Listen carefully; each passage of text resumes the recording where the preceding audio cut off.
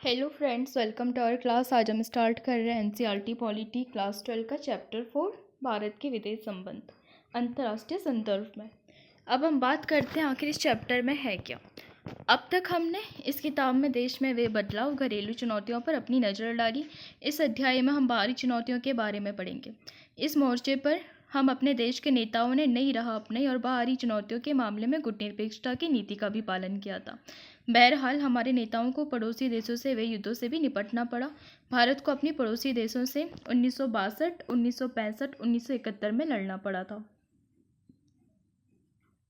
इन लड़ाइयों और हमारे विदेशी संबंधों को देश की राजनीति ने एक शक्ल प्रदान की और देश की राजनीति स्वयं भी इस क्रम में प्रभावित भी। इस अध्याय में हम अंदरूनी और बाहरी चीज़ों से इस रिश्ते के बारे में भी पढ़ेंगे।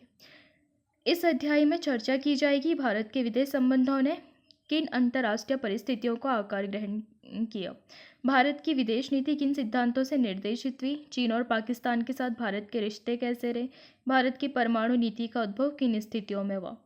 ये तस्वीर अक्टूबर 1960 में न्यूयॉर्क में गुटनिरपेक्ष देशों की एक संगोष्ठी की है। इसमें जवाहरलाल नेहरू, घाना के एनक्रुमा, मिस्र के नासिर और इंडोनेशिया के सुकर्णो और युगोस्लाविया के टीटो के साथ नजर आ रहे हैं। यहाँ पर आपको दिखाई दे रहा होगा। अब हम बात करते हैं अपने चैप्टर की। भारत बड़ी विकट और चुनौतीपूर्ण अंतर्राष्ट्रीय परिस्थितियों में आज़ाद हुआ था। दुनिया महायुद्ध की तबाही से अभी बाहर निकली थी और उसके सामने पुनर्निर्माण का सवाल प्रमुख था। एक अंतर्राष्ट्रीय संस्था बनाने के प्रयास हो रहे थे और उपनिवेशवाद की समाप्ति के फलस्वरूप दुनिया के नक्शे पर नए देश नामुदार हो रहे थे। नए देशों के सामने लोकतंत्र कायम करने और अपनी जनता की भलाई करने की दोहरी चुनौती थी। जैसे कि देखा होगा आपने, भारत भी नया नया स्वतंत्र हुआ था, साथ में नए देश जैसे कि बांग्लादेश नया बना था, पाकिस्तान नया बना था, ऊपर से चीन। इन सबको इन सब के साथ संबंध बनाने में और इन सब के लिए एक अच्छी राजनीति अपनाने के लिए और उनके लिए कौन सी नीति अपनाई जाए, इस चीज़ के लिए भी काफ़ी ज़्यादा एक चुनौती बनी थी। स्वतंत्रता के तुरंत बाद भारत ने जो विदेश नीति अपनाई उनमें हम इन सारे सरोकारों की झलक पाते हैं। वैश्विक स्तर के जो इन सरोकारों के अलावा है, भारत की कुछ अपनी चिंताएं भी थी। अंग्रेजी सरकार अपने पीछे अंतर्राष्ट्रीय विवादों की एक पूरी विरासत छोड़ गई थी। बंटवारे के कारण अलग से दबाव पैदा हुए थे और गरीबी मिटाने का काम सामने मुंह बाए खड़ा था। कुल जमा इन्हीं संदर्भों के बीच भारत ने एक स्वतंत्र राष्ट्र राज्य के रूप में अंतर्राष्ट्रीय मामलों में भागीदारी भी शुरू की। यहाँ पे जवाहरलाल नेहरू ने कहा था, आज़ादी किन चीज़ों से बनती है? आज़ादी बुनियादी तौर पर विदेश संबंधों से ही बनी होती है। यही आज़ादी की कसौटी भी है और बाकी सारा कुछ तो स्थानीय स्वायत्तता है। एक बार विदेश संबंध आपके हाथ से निकलकर दूसरे के हाथ में चले जाए तो फिर जिस हद तक आपके हाथ से ये संबंध छूटे और जिन मसलों में छूटे वहाँ तक आप आज़ाद नहीं रहते। एक राष्ट्र के रूप में भारत का जन्म विश्व युद्ध की पृष्ठभूमि में हुआ था। ऐसे में भारत ने अपने विदेश नीति में अन्य सभी देशों की संप्रभुता का सम्मान करने और शांति कायम करके अपनी सुरक्षा सुनिश्चित करने का लक्ष्य सामने रखा। इस लक्ष्य की प्रतिध्वनि संविधान के नीति निर्देशक सिद्धांतों में भी सुनाई देती है, आर्टिकल 51 में, जो कि भारत की विदेश नीति के बारे में भी बात करता है। जिस तरह किसी व्यक्ति या फिर परिवार के व्यवहारों को अंदरूनी और बाहरी कारक निर्देशित करते हैं, उसी तरह एक देश की विदेश नीति पर भी घरेलू और अंतर्राष्ट्रीय वातावरण का असर पड़ता है। विकासशील देशों के पास अंतर्राष्ट्रीय व्यवस्था के भीतर अपने सरोकारों को पूरा करने के लिए जरूरी संसाधनों का अभाव होता है, जिसके चलते वे बड़े चढ़े देशों की अपेक्षा बड़े सीधे साधे लक्ष्यों को लेकर अपनी विदेश नीति तय करते हैं। ऐसे देशों का जोर इस बात पर होता है कि उनके पड़ोस में अमन चैन कायम रहे और विकास होता रहे। इसके अतिरिक्त विकासशील देश आर्थिक और सुरक्षा की दृष्टि से ज़्यादा ताकतवर देशों पर भी निर्भर होते हैं। इस निर्भरता का भी उनकी विदेश नीति पर जब तक असर पड़ता रहता है। दूसरे विश्व युद्ध के तुरंत बाद के दौर में अनेक विकासशील देशों ने ताकतवर देशों की मर्जी को ध्यान में रखकर अपनी विदेश नीति अपनाई, क्योंकि इन देशों से उन्हें अनुदान या फिर कर्ज मिल रहा था। इस वजह से दुनिया के विभिन्न देश दो खेमों में बट गए। एक खेमा संयुक्त राज्य अमेरिका और उसके समर्थक देशों के प्रभाव में रहा तो दूसरा खेमा सोवियत संघ यानी कि यूएसएसआर के प्रभाव में। इस दौरान गुटनिरपेक्ष आंदोलन का प्रयोग भी हुआ था, जिसमें भारत ने महत्वपूर्ण भूमिका निभाई थी। हालांकि शीत युद्ध के बाद अंतर्राष्ट्रीय संदर्भों में जो संबंध थे पूरी तरह बदल गए। बहरहाल जब भारत आज़ाद हुआ था और अपनी विदेश नीति तैयार कर रहा था, तब शीत युद्ध शुरू ही हुआ था और दुनिया बड़ी तेजी से दो खेमों में बढ़ती जा रही थी। हमारा जो संवैधानिक सिद्धांत है यानी कि जो भारतीय संविधान है उसका जो आर्टिकल 51 है वो अंतर्राष्ट्रीय शांति और सुरक्षा के बढ़ावे की बात करता है और राज्य को निर्देश देता है। अंतर्राष्ट्रीय शांति और सुरक्षा की अभिवृद्धि का हवाला देता है, राष्ट्रों के बीच में न्याय संगत और सम्मानपूर्ण संबंधों को बनाए रखने की बात करता है, साथ ही साथ संगठित लोगों के एक दूसरे से व्यवहारों में अंतर्राष्ट्रीय विधि और संधि बाध्यताओं के प्रति आदर बढ़ाने की बात करता है, साथ ही साथ अंतर्राष्ट्रीय विवादों को मध्यस्थम के द्वारा निपटारे के लिए प्रोत्साहन देने का प्रयास करेगा, ऐसा हमारे नीति निदेशक के आर्टिकल 51 में कहा गया है। क्या 1950 और 60 के दशक की विश्व राजनीति में भारत इन दोनों में से किसी खेमे में शामिल था? क्या भारत अपनी विदेश नीति को शांतिपूर्ण ढंग से लागू करने और अंतर्राष्ट्रीय झगड़ों से बचे रहने में सफल रहा? अब हम बात करते हैं गुटनिरपेक्षता की नीति को। भारतीय राष्ट्रीय आंदोलन अपने आप में कोई स्वतंत्र घटना नहीं है। पूरी दुनिया में उपनिवेशवाद और साम्राज्यवाद के विरुद्ध संघर्ष चल रहे थे और भारतीय राष्ट्रीय आंदोलन भी इसी विश्वव्यापी संघर्ष का हिस्सा था। इस आंदोलन का असर एशिया और अफ्रीका के कई मुक्ति आंदोलन पर भी हुआ था और आज़ादी मिलने से पहले भी भारत के राष्ट्रवादी नेता दुनिया के अन्य उपनिवेशों में मुक्ति संग्राम चला रहे नेताओं के संपर्क में थे।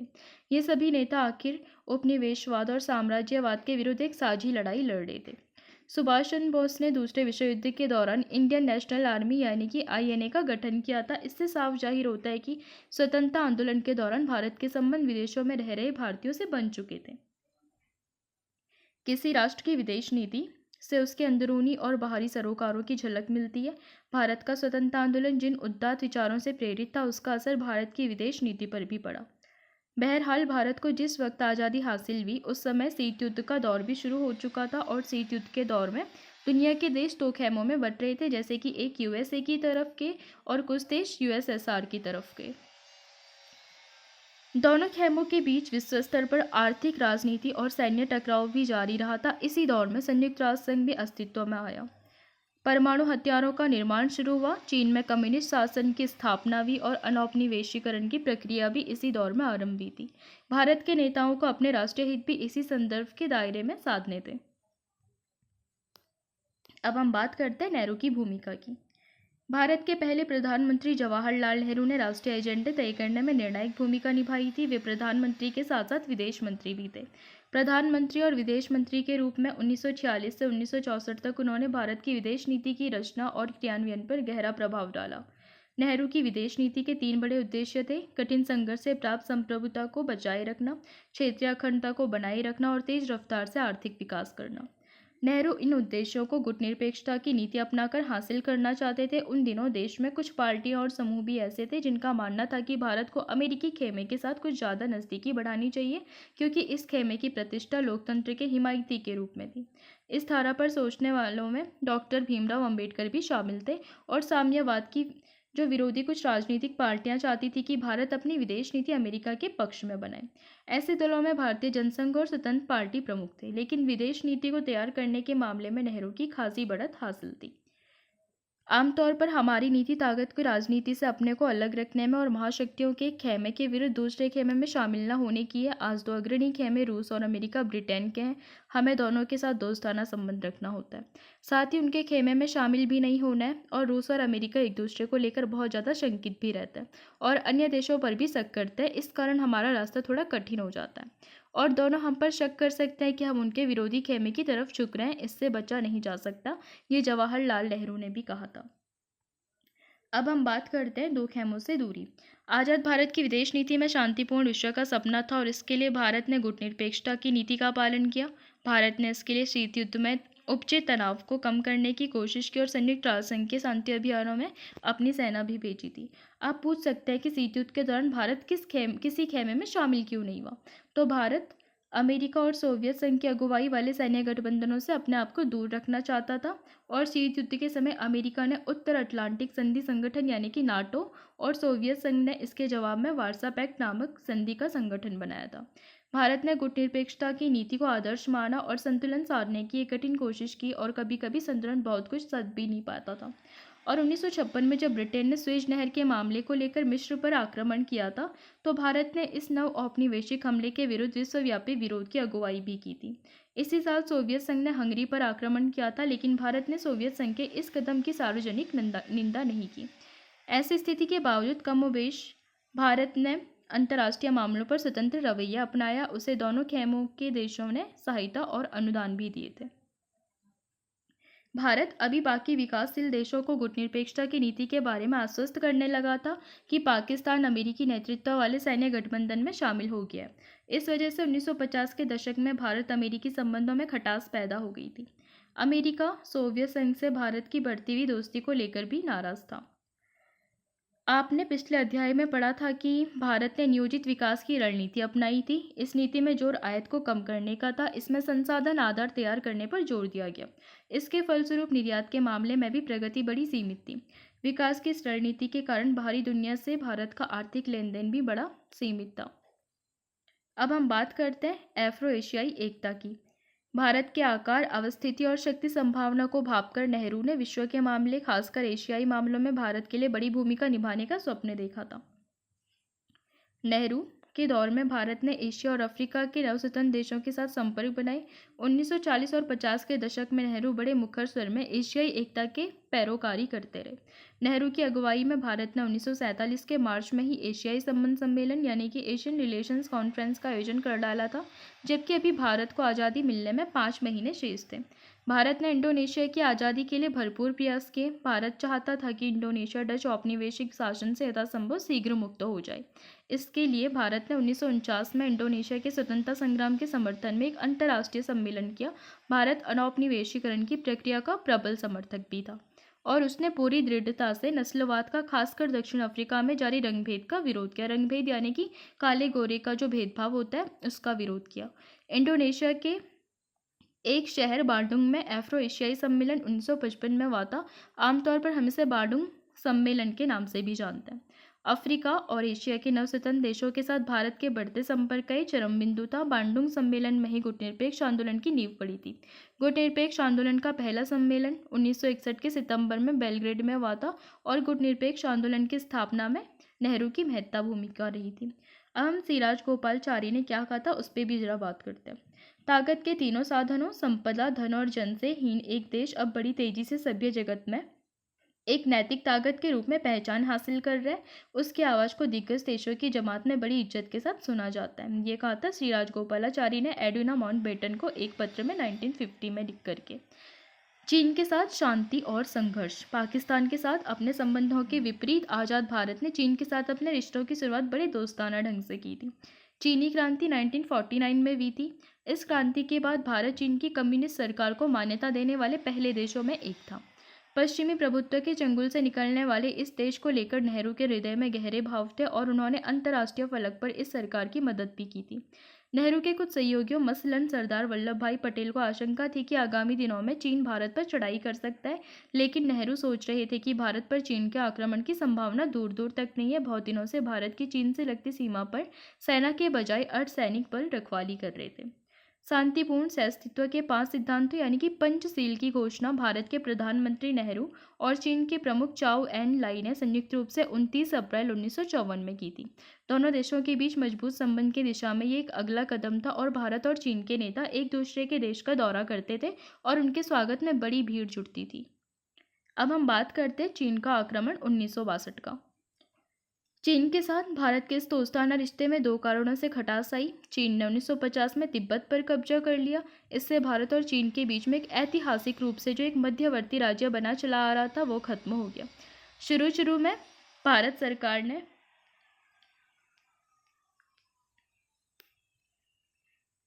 चीन के इस कदम का खुले तौर पर विरोध नहीं किया। बहरहाल तिब्बत की संस्कृति को कुचलने की खबर जैसे जैसे सामने आने लगी वैसे वैसे भारत की बेचैनी भी बढ़ी। तिब्बत के धार्मिक नेता दलाई लामा ने भारत से राजनीतिक शरण मांगी और 1959 में भारत में उन्हें शरण भी दे दी गई। चीन ने आरोप लगाया कि भारत सरकार अंदरूनी तौर पर चीन विरोधी गतिविधियों को हवा दे रही है। अब जरा यहाँ पर देखते हैं भारत चीन की सीमा कहाँ कहाँ पर लगी हुई है। यहाँ से आप देख रहे होंगे पूरा यहाँ से हिमाचल, उत्तराखंड और यहाँ से ये थोड़ा सा सिक्किम वाला रीजन एंड नॉर्थ ईस्ट का जो अरुणाचल वाला हिस्सा है, यहाँ पर दोनों के बीच में सीमा है और यहीं पर विवाद भी होता है। जरा बात करते हैं तिब्बत की। ये मध्य एशिया का एक मशहूर पठार है। ऐतिहासिक रूप से तिब्बत भारत और चीन के बीच विवाद का एक बड़ा मसला रहा है।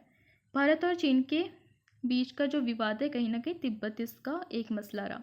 अतीत में समय समय पर चीन ने तिब्बत पर अपना प्रशासनिक नियंत्रण जताया और कई दफ़ा तिब्बत आज़ाद भी हुआ।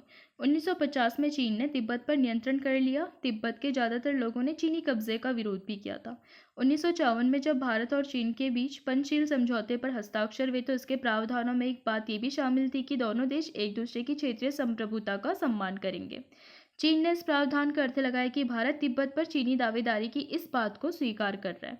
1956 में चीनी शासनाध्यक्ष चाओ एन लाई भारत के आधिकारिक दौरे पर आए तो साथ ही साथ तिब्बत के धार्मिक नेता दलाई लामा भी भारत पहुंचे।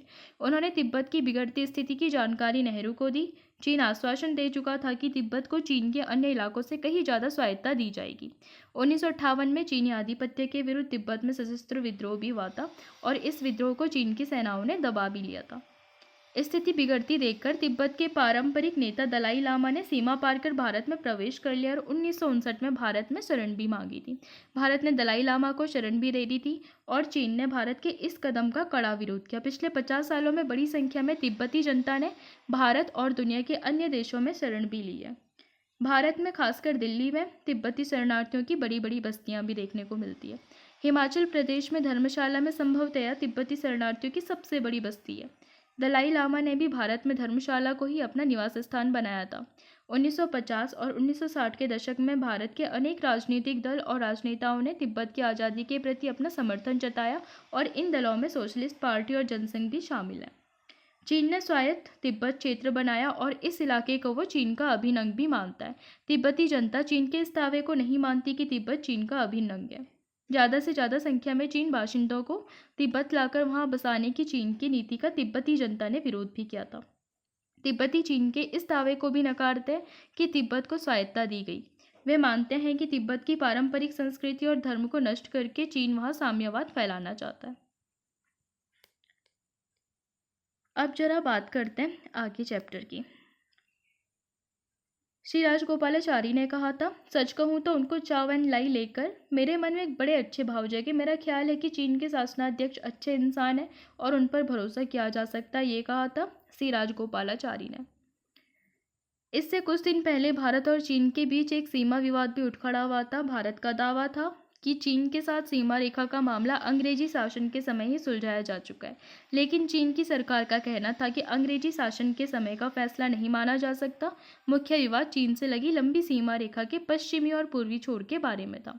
चीन ने भारतीय भूक्षेत्र में पड़ने वाले दो इलाकों जम्मू कश्मीर के लद्दाख वाले हिस्से के अक्साई चीन और अरुणाचल प्रदेश के अधिकांश हिस्सों पर अपना अधिकार जताया था। अरुणाचल प्रदेश को उस समय नेफा या फिर उत्तर पूर्वी सीमांत भी कहा जाता था। 1957 से 1959 के बीच में चीन के अक्साई चीन इलाके पर कब्जा कर लिया और इस इलाके में उसने रणनीतिक बढ़त भी हासिल करने के लिए एक सड़क बनाई थी। दोनों देशों के शीर्ष नेताओं के बीच लंबी लंबी चर्चाएं और बातचीत चली, लेकिन इसके बावजूद मतभेद को सुलझाया नहीं जा सका। दोनों देशों की सेनाओं के बीच सीमा में कई बार झड़प भी होते हुए हमको दिखाई एंड सुनाई देती है। जिस समय पूरे विश्व का ध्यान दो महाशक्तियों की तनातनी से पैदा क्यूबा मिसाइल संकट की तरफ लगा हुआ था, ठीक उसी समय चीन ने 1962 के अक्टूबर में दोनों विवादित क्षेत्रों पर बड़ी तेजी तथा व्यापक स्तर पर हमला किया। पहला हमला एक हफ्ते तक चला और इसी दौरान चीनी सेना ने अरुणाचल प्रदेश के कुछ महत्वपूर्ण इलाकों पर कब्जा कर लिया था। हमले का अगला दौर नवंबर महीने में शुरू हुआ। लद्दाख से लगे पश्चिमी मोर्चे पर भारतीय सेना ने चीन की बढ़त रोकी, लेकिन पूर्व में चीन सेना आगे बढ़ते हुए असम के मैदानी हिस्से के प्रवेश द्वार तक पहुंच गई थी। आखिरकार चीन ने एक तरफा युद्ध विराम घोषित किया और चीन की सेनाएं उस मुकाम पर लौट गई जहां वे हमले से पहले के वक्त में तैनात थी। चीन युद्ध से भारत की छवि को देश और विदेश दोनों ही जगह धक्का लगा। इस संकट से उबरने के लिए भारत को अमेरिका और ब्रिटेन दोनों से सैन्य मदद की गुहार लगानी पड़ी। सोवियत संघ इस संकट की घड़ी में तटस्थ बना रहा। चीन युद्ध से भारतीय राष्ट्रीय स्वाभिमान को भी चोट पहुंची थी, लेकिन इसके साथ साथ राष्ट्र भावना भी बलवती हुई थी। कुछ प्रमुख सैन्य कमांडरों ने या तो इस्तीफा दे दिया या अवकाश ग्रहण कर लिया था। नेहरू के नज़दीकी सहयोगी और तत्कालीन रक्षा मंत्री वी.के. कृष्ण मेनन को भी मंत्रिमंडल छोड़ना पड़ा। नेहरू की छवि भी थोड़ी धूमिल हुई थी और चीन के इरादों को समय रहते न भांप सकने और सैन्य तैयारी न कर पाने को लेकर नेहरू की बड़ी आलोचना भी हुई थी। पहली बार उनकी सरकार के खिलाफ अविश्वास प्रस्ताव लाया गया था और लोकसभा में इस पर बहस भी हुई थी। इसके तुरंत बाद कांग्रेस ने कुछ महत्वपूर्ण उपचुनावों में पटखनी खाई और देश का राजनीतिक मानस भी बदलने लगा था। कुछ आगे की 1962 के बाद भारत और चीन के बीच संबंधों के सामान्य होने में करीब 10 साल लग गए। 1976 में दोनों देश के बीच में पूर्ण राजनयिक संबंध बहाल हो सके। शीर्ष नेता के तौर पर पहली बार अटल बिहारी वाजपेयी तब वे विदेश मंत्री थे। 1989 में चीन के दौरे पर गए थे। बाद में नेहरू के बाद राजीव गांधी बतौर प्रधानमंत्री चीन के दौरे पर गए। इसके बाद से चीन के साथ भारत के संबंधों में ज़्यादा जोर व्यापारिक मसलों पर रहा। समकालीन विश्व राजनीति की किताब में आप इन बातों को पढ़ चुके हैं। यहाँ पर आपको एक मूवी के बारे में भी बताया गया। 1962 में चीनी आक्रमण को जिसमें दर्शाया गया है, भारतीय सेना की एक छोटी सी टुकड़ी लद्दाख क्षेत्र में घिर गई। सेना का कप्तान बहादुर सिंह, जो कि स्थानीय घुमंतु कबीले का लड़की कमोह की मदद से इस टुकड़ी को बाहर निकालने की कोशिश करता है। आपको अगर पता होगी मूवी कौन सी थी तो आप इसके बारे में बता सकते हैं। चीन के साथ संघर्ष का असर विपक्षी दलों पर भी हुआ। इस युद्ध और चीन सोवियत संघ के बढ़ते मतभेद के कारण कम्युनिस्ट पार्टी यानी कि भाकपा के अंदर बड़ी उटक पटक मची। सोवियत संघ का पक्षधर खेमा भाकपा में रहा, उसने कांग्रेस के साथ नज़दीकी बढ़ाई। दूसरा खेमा कुछ समय के लिए चीन का पक्षधर रहा और एक खेमा कांग्रेस के साथ किसी भी तरह की नज़दीकी के खिलाफ था। भारतीय कम्युनिस्ट पार्टी 1964 में टूट गई। इस पार्टी के भीतर जो खेमा चीन का पक्षधर था, उसने मार्क्सवादी भारतीय कम्युनिस्ट पार्टी यानी कि CPIM माकपा बनाई। चीन युद्ध के क्रम में माकपा के कई नेताओं को चीन का पक्ष लेने के आरोप में भी गिरफ्तार किया गया था। चीन के 7वें युद्ध ने भारत के नेताओं को पूर्वोत्तर की डावाडोल स्थिति के प्रति सचेत किया और ये इलाका अत्यंत पिछड़ी दशा में था और अलग थलग पड़ गया था। राष्ट्रीय एकता और अखंडता के लिहाज से भी ये इलाका चुनौतीपूर्ण था और चीन युद्ध के तुरंत बाद इस इलाके को नई तरतीब में ढालने की कोशिशें शुरू की गई। नागालैंड को प्रांत का दर्जा दिया गया और मणिपुर और त्रिपुरा हालांकि केंद्र शासित प्रदेश थे, लेकिन उन्हें अपनी विधानसभा के निर्वाचन का अधिकार भी दिया गया था। पाकिस्तान के साथ युद्ध और शांति। जम्मू कश्मीर मसले को लेकर पाकिस्तान के साथ बंटवारे के तुरंत बाद ही संघर्ष छिड़ गया। आप इस विवाद के बारे में 7वें अध्याय में विस्तार से पढ़ सकते हैं। 1947 में ही जम्मू कश्मीर में भारत और पाकिस्तान की सेनाओं के बीच में एक छाया युद्ध छिड़ गया था। बहरहाल ये संघर्ष पूर्णव्यापी युद्ध का रूप न ले सका। यह मसला फिर संयुक्त राष्ट्र संघ के हवाले कर दिया गया। संयुक्त राज्य अमेरिका और चीन के साथ भारत के संबंधों के लिहाज से पाकिस्तान एक महत्वपूर्ण घटक रहा था। कश्मीर के सवाल पर हुए संघर्ष के बावजूद भारत और पाकिस्तान की सरकारों के बीच में सहयोग संबंध कायम हुए थे। दोनों सरकारों ने मिलजुल कर प्रयास किया कि बंटवारे के समय जो महिलाएं अपहृत हुई उन्हें अपने परिवार के पास वापस लौटाया जा सके। विश्व बैंक की मध्यस्थता से नदी जल में हिस्सेदारी को लेकर चला आ रहा एक लंबा विवाद सुलझा गया। जैसे कि आपको पता होगा, जो सिंधु नदी समझौता है वो विश्व बैंक की सहायता से ही सुलझाया गया था। नेहरू और जनरल अयूब खान ने सिंधु नदी जल संधि पर 1960 में हस्ताक्षर किए। भारत पाक संबंधों में नरमी गरमी के बावजूद इस संधि पर ठीक ठाक अमल होता रहा। दोनों देशों के बीच 1965 में कहीं ज़्यादा गंभीर किस्म के सैन्य संघर्ष की शुरुआत हुई। आप अगले अध्याय में पढ़ेंगे कि इस वक्त लाल बहादुर शास्त्री भारत के प्रधानमंत्री थे। 1965 के अप्रैल में पाकिस्तान ने गुजरात के कच्छ इलाके के रन में सैनिक हमला बोला। इसके बाद जम्मू कश्मीर में उसने अगस्त सितंबर के महीने में बड़े पैमाने पर हमला किया था। पाकिस्तान के नेताओं को उम्मीद थी कि जम्मू कश्मीर की जनता उनका समर्थन करेगी, लेकिन ऐसा नहीं हुआ। कश्मीर के मोर्चे पर पाकिस्तानी सेना की बढ़त को रोकने के लिए प्रधानमंत्री लाल बहादुर शास्त्री ने पंजाब की सीमा की तरफ से जवाबी हमला करने के आदेश दिए। दोनों देशों की सेनाओं के बीच घनघोर लड़ाई हुई और भारत की सेना आगे बढ़ते हुए लाहौर के नज़दीक तक पहुंच गई थी। संयुक्त राष्ट्र संघ के हस्तक्षेप में इस लड़ाई का अंत हुआ और बाद में भारतीय प्रधानमंत्री लाल बहादुर शास्त्री और पाकिस्तान के जनरल अयूब खान के बीच में 1966 में ताशकंद समझौता हुआ था। सोवियत संघ ने इसमें मध्यस्थ की भूमिका निभाई। हालांकि 1965 की लड़ाई में भारत ने पाकिस्तान को बहुत ज़्यादा सैन्य क्षति पहुंचाई थी, लेकिन इस युद्ध से भारत की कठिन आर्थिक स्थिति पर और ज़्यादा बोझ पड़ा था। बांग्लादेश युद्ध 1971। 1970 में पाकिस्तान के सामने एक गहरा अंदरूनी संकट आ खड़ा हुआ। पाकिस्तान के पहले आम चुनाव में खंडित जनादेश आया। जुल्फ़िकार अली भुट्टो की पार्टी पश्चिमी पाकिस्तान में विजयी रही, जबकि मुज़िर बुर्रहमान की पार्टी आवामी लीग ने पूर्वी पाकिस्तान में जोरदार कामयाबी हासिल की थी। पश्चिमी पाकिस्तान के नेताओं के हाथ अपने साथ हुए दोयम दर्जे के नागरिक के बर्ताव के विरोध में पूर्वी पाकिस्तान की बंगाली जनता ने इस पार्टी को वोट दे दिया था। पाकिस्तान के शासक इस जनादेश को स्वीकार नहीं कर पा रहे थे। आवामी लीग एक परिसंघ बनाने की मांग कर रही थी, लेकिन वे इस मांग को भी स्वीकार करने के लिए तैयार नहीं थे। इसकी जगह पाकिस्तानी सेना ने 1971 में शेख मुजीब को गिरफ्तार कर लिया और पूर्वी पाकिस्तान के लोगों पर जुल्म ढाने शुरू किए। जवाब में पूर्वी पाकिस्तान की जनता ने अपने इलाके यानी मौजूदा बांग्लादेश को पाकिस्तान से मुक्त कराने के लिए संघर्ष छेड़ दिया। 1971 में पूरे साल भारत को 80 लाख शरणार्थियों का बोझ वहन करना पड़ा था। ये शरणार्थी पूर्वी पाकिस्तान से भागकर भारत के नज़दीकी इलाकों में शरण लिए हुए थे और भारत ने बांग्लादेश के मुक्ति संग्राम को नैतिक समर्थन और भौतिक सहायता भी दी थी। पाकिस्तान ने आरोप लगाया कि भारत उसे तोड़ने की साजिश रच रहा है। पाकिस्तान को अमेरिका और चीन ने मदद की। 1960 के दशक में अमेरिका और चीन के बीच में संबंधों को सामान्य करने की कोशिश भी चल रही थी और इससे एशिया में सत्ता समीकरण नया रूप भी ले रहा था। अमेरिकी राष्ट्रपति रिचर्ड निक्सन के सलाहकार हेनरी किसिंजर ने 1971 के जुलाई में पाकिस्तान होते हुए गुपचुप चीन का दौरा किया। अमेरिका पाकिस्तान चीन की धुरी बनते देख भारत ने इसके जवाब में सोवियत संघ के साथ 1971 में शांति और मित्रता की एक 20 वर्षीय संधि पर दस्तखत किए। संधि से भारत को इस बात का आश्वासन मिला कि हमला होने की सूरत में सोवियत संघ भारत की मदद करेगा। महीनों राजनयिक तनाव और सैन्य तैनाती के बाद 1971 के दिसंबर में भारत और पाकिस्तान के बीच एक पूर्णव्यापी युद्ध छिड़ गया और पाकिस्तान के लड़ाकू विमान ने पंजाब और राजस्थान पर हमले किए, जबकि उसकी सेना ने जम्मू कश्मीर में अपना मोर्चा खोला। जवाब में भारत ने अपनी वायुसेना, नौसेना और थल सेना के बूते पश्चिमी और पूर्वी मोर्चे से कार्रवाई की और स्थानीय लोगों के समर्थन और स्वागत के बीच में भारतीय सेना पूर्वी पाकिस्तान में तेजी से आगे बढ़ी थी। 10 दिनों के अंदर भारतीय सेना ने ढाका को तीनों तरफ से घेर लिया और अपने 90,000 सैनिकों के साथ पाकिस्तानी सेना को आत्मसमर्पण भी करना पड़ा था। बांग्लादेश के रूप में एक स्वतंत्र राष्ट्र के उदय के साथ भारतीय सेना ने अपनी तरफ से एक तरफा युद्ध विराम घोषित किया और बाद में 3 जुलाई 1972 को इंदिरा गांधी और जुल्फ़िकार अली भुट्टो के बीच शिमला समझौते पर दस्तखत हुए और इससे अमन की बहाली भी हुई थी। अब हम बात करते हैं कारगिल संघर्ष की।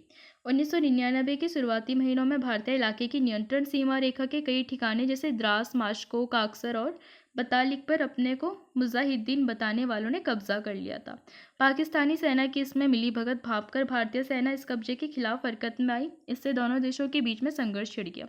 इसे कारगिल की लड़ाई के नाम से भी जाना जाता है। 1999 के मई जून में लड़ाई जारी रही।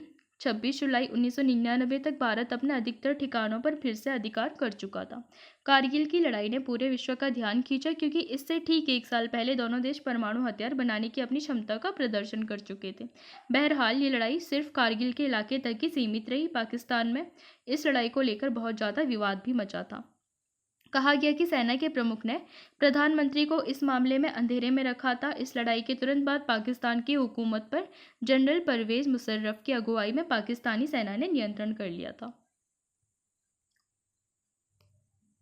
युद्ध में इस निर्णायक जीत से देश में उत्साह की लहर दौड़ गई थी। अधिकांश भारतीयों ने इसे गौरव की घड़ी के रूप में देखा और माना कि भारत का सैन्य पराक्रम प्रबल हुआ। आप अगले अध्याय में पढ़ेंगे कि इंदिरा गांधी इस वक्त भारत की प्रधानमंत्री थी और 1971 में लोकसभा के चुनाव में उन्हें विजय भी मिली थी। 1971 की जंग के बाद इंदिरा गांधी की लोकप्रियता को 4 चांद लग गए। इस युद्ध के बाद अधिकतर राज्यों में विधानसभा के चुनाव हुए और अनेक राज्यों में कांग्रेस पार्टी बड़े बहुमत से जीती थी। भारत ने अपने सीमित संसाधनों के साथ नियोजित विकास की शुरुआत की थी। पड़ोसी देशों के साथ संघर्ष के कारण पंचवर्षीय योजना पटरी से उतर गई। 1962 के बाद भारत को अपने सीमित संसाधन खासतौर से रक्षा क्षेत्र में लगाने पड़े। भारत को अपने सैन्य ढांचे का आधुनिकीकरण भी करना पड़ा और 1962 में रक्षा उत्पाद विभाग और 1965 में रक्षा आपूर्ति विभाग की स्थापना हुई थी। तीसरी पंचवर्षीय योजना जो कि 1961 से 66 थी, उस पर भी इसका असर पड़ा था और इसके बाद लगातार 3 एक वर्षीय योजना पर अमल हुआ। चौथी पंचवर्षीय योजना 1969 में ही शुरू हो सकी और युद्ध के बाद भारत का रक्षा व्यय बहुत ज़्यादा बढ़ गया था। अब हम बात करते हैं जरा भारत की परमाणु नीति पर। इस दौर की खास बात है कि भारत का परमाणु विस्फोट। भारत ने 1974 में मई में परमाणु परीक्षण किया। तेज गति से आधुनिक भारत के निर्माण के लिए नेहरू ने हमेशा विज्ञान और प्रौद्योगिकी पर अपना विश्वास जताया था। नेहरू की औद्योगिकरण की नीति का एक महत्वपूर्ण घटक परमाणु कार्यक्रम भी था और इसकी शुरुआत 1940 के दशक के अंतिम सालों में होमी जहांगीर भाभा के निर्देशन में हो चुकी थी। भारत शांतिपूर्ण उद्देश्यों में इस्तेमाल के लिए अणु ऊर्जा बनाना चाहता था और नेहरू परमाणु हथियारों के खिलाफ थे। उन्होंने महाशक्तियों पर व्यापक परमाणु निशस्त्रीकरण के लिए जोर भी दिया था। बहरहाल परमाणु आयुधों में बढ़ोतरी होती रही। साम्यवादी शासन वाले चीन ने 1964 के अक्टूबर में परमाणु परीक्षण किया था। अणुशक्ति संपन्न बिरादरी यानी कि संयुक्त राज्य अमेरिका, सोवियत संघ, ब्रिटेन, फ्रांस, चीन ने जो संयुक्त राष्ट्र संघ की सुरक्षा परिषद के स्थायी सदस्य थे, दुनिया के अन्य देशों पर 1968 की परमाणु अप्रसार संधि को थोपना भी चाहा था। भारत हमेशा से इस संधि को भेदभावपूर्ण मानता आया। भारत ने इस पर दस्तखत करने से भी इनकार कर दिया था। भारत ने जब अपना पहला परमाणु परीक्षण किया तो उसे इसने शांतिपूर्ण परीक्षण करार दिया और भारत का कहना था कि वह अणुशक्ति को सिर्फ शांतिपूर्ण उद्देश्यों में इस्तेमाल करने की अपनी नीति के प्रति दृढ़ संकल्प है। जिस वक्त परमाणु परीक्षण किया गया था और वह दौर घरेलू राजनीति के लिहाज से बड़ा ज़्यादा कठिन था। 1973 में अरब इजराइल का युद्ध हुआ था। इसके बाद पूरे विश्व में तेल के लिए हाहाकार मचा हुआ था। अरब राष्ट्रों ने तेल के दामों में भारी वृद्धि कर दी थी। भारत इस वजह से आर्थिक समस्याओं से भी घिर गया था और भारत में मुद्रास्फीति बहुत ज़्यादा बढ़ गई थी, जैसे कि आप 6ठे अध्याय में पढ़ेंगे। इस वक्त देश के कई आंदोलन चल रहे थे और इसी समय देशव्यापी रेल हड़ताल भी हुई थी। हालांकि राजनीतिक दलों के बीच में विदेश नीति के बारे में छोटे मोटे मतभेद जरूर है, लेकिन भारतीय राजनीति में विभिन्न दलों के बीच में राष्ट्रीय अखंडता, अंतर्राष्ट्रीय सीमा रेखा की सुरक्षा और राष्ट्रीय हित के मसलों पर व्यापक सहमति है। इस कारण हम देखते हैं कि 1962 से 71 के बीच में जब भारत ने 3 युद्धों का सामना किया और इसके बाद के समय में भी जब समय समय पर कई पार्टियों ने सरकार बनाई, तो विदेश नीति की भूमिका पार्टी की राजनीति में बड़ी सीमित रही थी। अब हम बात करते हैं भारत का परमाणु कार्यक्रम की। भारत ने परमाणु अप्रसार के लक्ष्य को ध्यान में रखकर की गई संधियों का विरोध किया, क्योंकि ये संधियां उन्हीं देशों पर लागू होने की थी जो परमाणु शक्ति से हीन थे। इन संधियों के द्वारा परमाणु हथियारों से लैस देशों में जमात के परमाणु शक्ति पर एकाधिकार को वैधता दी जा रही थी। इसी कारण 1995 में जब परमाणु अप्रसार संधि को अनियत काल के लिए बढ़ा दिया गया, तो भारत ने इसका विरोध किया और उसने व्यापक परमाणु परीक्षण प्रतिबंध संधि यानी कि comprehensive test ban treaty CTBT पर भी हस्ताक्षर करने से मना कर दिया था। भारत ने 1998 के मई में परमाणु परीक्षण किए और ये जताया कि उसके पास सैन्य उद्देश्यों के लिए अणुशक्ति के इस्तेमाल में लाने की क्षमता है। इसके तुरंत बाद पाकिस्तान ने भी परमाणु परीक्षण किए। इससे क्षेत्र में परमाणु युद्ध की आशंका को बल मिला था। अंतर्राष्ट्रीय बिरादरी भारतीय उपमहाद्वीप में हुए इस परमाणु परीक्षण को लेकर बहुत ज़्यादा नाराज थी और उसने भारत तथा पाकिस्तान दोनों पर कुछ प्रतिबंध भी लगाए थे, जिन्हें बाद में हटा भी लिया गया था। भारत की परमाणु नीति में सैद्धांतिक तौर पर यह बात स्वीकार की गई कि भारत अपनी रक्षा के लिए परमाणु हथियार रखेगा, लेकिन इन हथियारों का प्रयोग पहले नहीं करेगा। भारत की परमाणु नीति में ये बात दोहराई गई कि भारत वैश्विक स्तर पर लागू और भेदभावहीन परमाणु निशस्त्रीकरण के प्रति वचनबद्ध है और परमाणु हथियारों से मुक्त विश्व की रचना चाहता है। विश्व राजनीति के बदलते समीकरण, जैसे कि आप इस किताब के 6ठे और 8वें अध्याय में पढ़ेंगे। 1970 के बाद के दौर में कई गैर कांग्रेसी सरकारें बनी। इस दौर में विश्व राजनीति में भी नाटकीय बदलाव आ रहे थे। इनका भारत के विदेशी संबंधों पर क्या असर पड़ा? 1977 में जनता पार्टी की सरकार बनी थी। इस सरकार ने घोषणा की कि सच्ची गुटनिरपेक्ष नीति का पालन किया जाएगा। इसका आशय था कि विदेश नीति में सोवियत संघ के प्रति आए झुकाव को खत्म किया जाएगा। इसके बाद की सभी सरकारों ने, चाहे वो कांग्रेसी थी या फिर गैर कांग्रेसी थी, चीन के साथ बेहतर संबंध बनाने और अमेरिका के साथ नज़दीकी रिश्ते बनाने की पहल की थी। भारतीय राजनीति में और आमतौर पर चलने वाली बहसों में भी भारत की विदेश नीति को विशेष तौर पर 2 संदर्भों में देखा जाता है। एक तो पाकिस्तान को लेकर भारत के रुख के संदर्भ में और दूसरे भारत अमेरिका संबंधों के संदर्भ में। 1990 के बाद के दौर में अमेरिका समर्थक विदेश नीति अपनाने के लिए शासक दलों की आलोचना हुई। विदेश नीति हमेशा राष्ट्रीय हितों को ध्यान में रखकर बनाई जाती है। रूस लगातार भारत का एक महत्वपूर्ण मित्र बना हुआ है, लेकिन 1990 के बाद से रूस का अंतर्राष्ट्रीय महत्व कम हुआ। इसी कारण भारत की विदेश नीति में अमेरिका समर्थक रणनीतियाँ अपनाई गई। इसके अतिरिक्त मौजूदा अंतर्राष्ट्रीय परिवेश में सैन्य हितों के बजाय आर्थिक हितों का जोर ज़्यादा है। इसका भी असर भारत की विदेश नीति में अपनाए गए विकल्पों पर पड़ा है। इसके साथ ही साथ इस अवधि में भारत पाक संबंधों में भी कई नई बातें जुड़ी। कश्मीर दोनों देश के बीच मुख्य मसले के तौर पर कायम है, लेकिन संबंधों को सामान्य बनाने के लिए दोनों देशों ने प्रयास भी किए थे। सांस्कृतिक आदान प्रदान, नागरिकों की एक दूसरे के देश में आवाजाही और पारस्परिक आर्थिक सहयोग को दोनों देशों में बढ़ावा दिया गया था।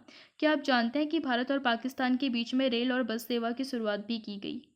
यह हाल के समय की सबसे बड़ी उपलब्धि है। बहरहाल, इन सारे प्रयासों के बावजूद 1999 में भारत और पाकिस्तान के बीच में युद्ध की स्थिति भी पैदा हो गई थी। ऐसे माहौल में शांति प्रयासों को धक्का लगा था, लेकिन स्थायी तौर पर अमन कायम करने के लिए प्रयास भी जारी रहते हैं। तो मुझे लगता है आपको चैप्टर समझ आ गया होगा। अब आपके लिए कुछ होमवर्क। इन बयानों के आगे सही या गलत आप लगा सकते हैं। गुटनिरपेक्षता की नीति अपनाने के कारण भारत सोवियत संघ और संयुक्त राज्य अमेरिका दोनों की सहायता हासिल कर सका। अपने पड़ोसी देशों के साथ भारत के संबंध शुरुआत से ही तनावपूर्ण रहे। शीत युद्ध का असर भारत पाक संबंधों पर भी पड़ा और 1971 की शांति और मैत्री की संधि संयुक्त राज्य अमेरिका से भारत की निकटता का परिणाम थी।